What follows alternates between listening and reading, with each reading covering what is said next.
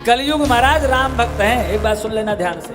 कलयुग महाराज भगवान श्री राम के परम भक्त हैं। जगत गुरु भगवान यतिचक्र चूड़ामणि स्वामी रामानंदाचार्य भगवान जब दिग्विजय यात्रा करते हुए गिरनार पहुंचे ना, हमारे साधुओं में पुरानी परंपरा थी गिरनार पर्वत चढ़ने, चढ़े न गिरनार।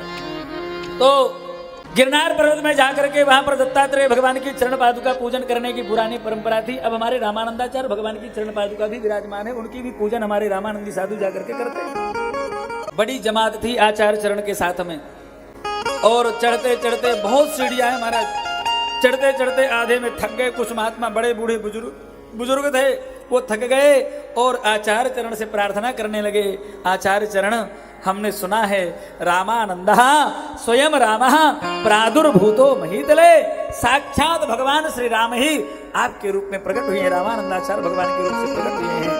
आपने उस समय जब रामावतार में लंका से अयोध्या जाना था तो अपने संपूर्ण सखाओं को, मित्रों को, वानरों को, भालुओं को पुष्पक विमान में बिठा करके आप अयोध्या ले गए थे। अपना पुष्पक विमान बुलाइए ना, और हम सब साधुओं को जो नहीं चढ़ पा रहे हैं उनको पुष्पक विमान पर बिठा करके और गिरनार पर्वत ऊपर ले चलिए।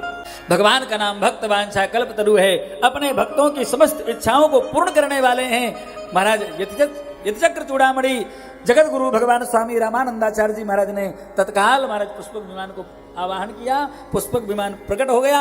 सैकड़ों हजारों की संख्या में साधुओं को उस पुष्पक विमान पर विराजमान करके और गिरनार पर्वत के ऊपर ले गए। जब गिरनार पर्वत पर पहुंच गए तो महाराज वहां पर कलयुग महाराज भगवान के सामने प्रकट हो गए। बोले महाराज, आपने घोषणा की है सर्वे प्रपत्तेरधिकारिणो मता, भगवत शरणागति के सब अधिकारी हैं, आपने घोषणा की है।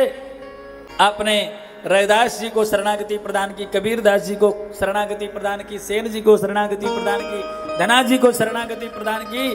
आपने सबको शरणागति प्रदान करते हुए चले आ रहे हैं। बारमुखी के मुकुट को रंगनाथ को शरणयो, तो आपने एक बारमुखी पिंगला पर आपने कृपा की, उसको शरणागति प्रदान की।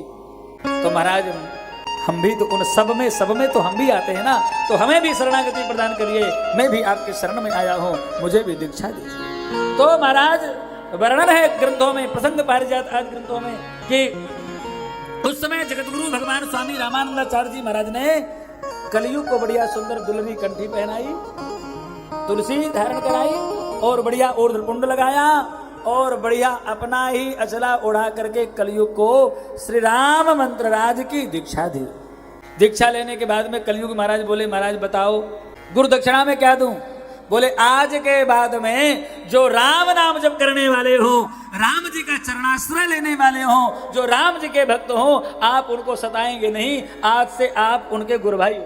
तो तब से लेकर के आज तक कलयुग महाराज अपने आचार्य चरण गुरुदेव जगत गुरु स्वामी रामानंदाचार्य भगवान के वाणी का आश्रय लेकर के आज्ञा का पालन करते हुए राम भक्तों को नहीं सताते हैं।